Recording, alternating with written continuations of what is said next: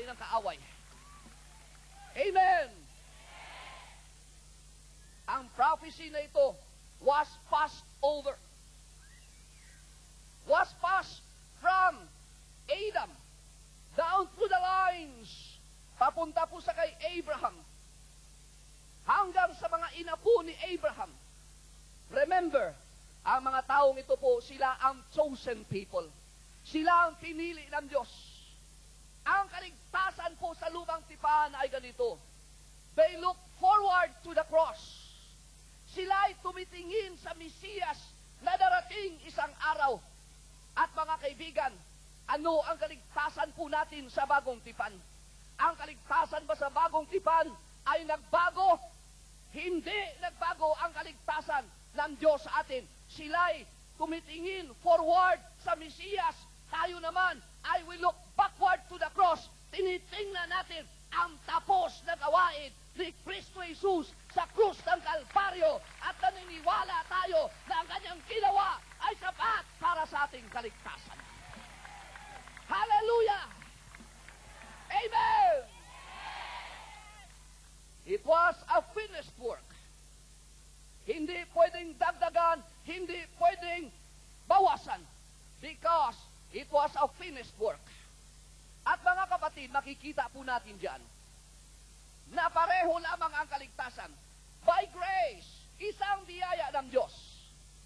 At mga kapatid kay Kristo, ang biyaya na ito'y dumarating sa atin, katulad din sa lumang tipan, sa oras na ang tao'y mananalig at mananampalataya na ang ginawa ni Kristo sa krus ng Kalbaryo, sapat para sa kanyang kaligtasan. Glory to God. Amen! Ngayon po mga kaibigan, bakit ibinigay ang pag-iikapo sa atin?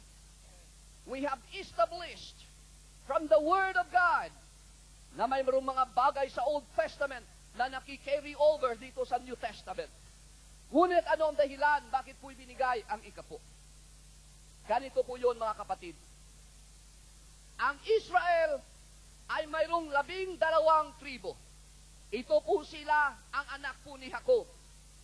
At mga kapatid, nangako po ang Diyos sa kanila. Sabi ng Panginoon, pagpasok nyo ng lupang pangako, doon sa lupang pangako, paghahatiin ang inyong mga tribo at paghahatiin ang inyong mga mamanahin mula sa akin. Pumasok po sila ng lupang pangako.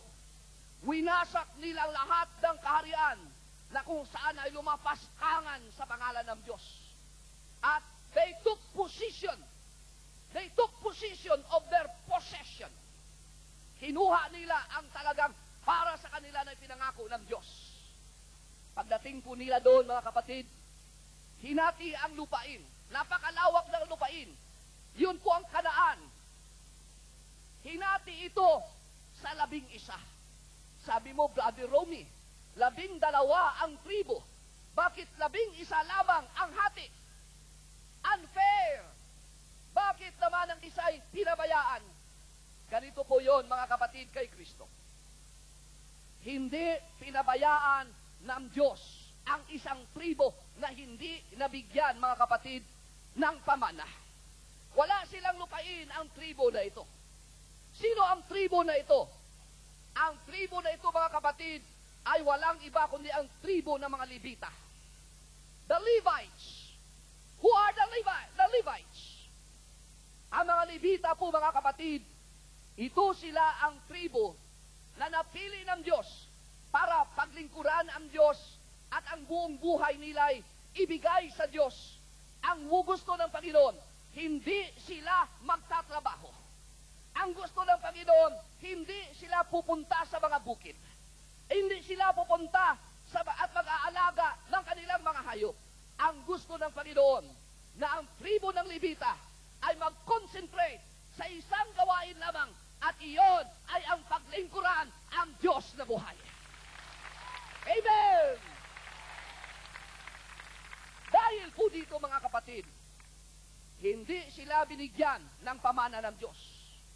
Walang silang lupa na pwede nilang araruhin.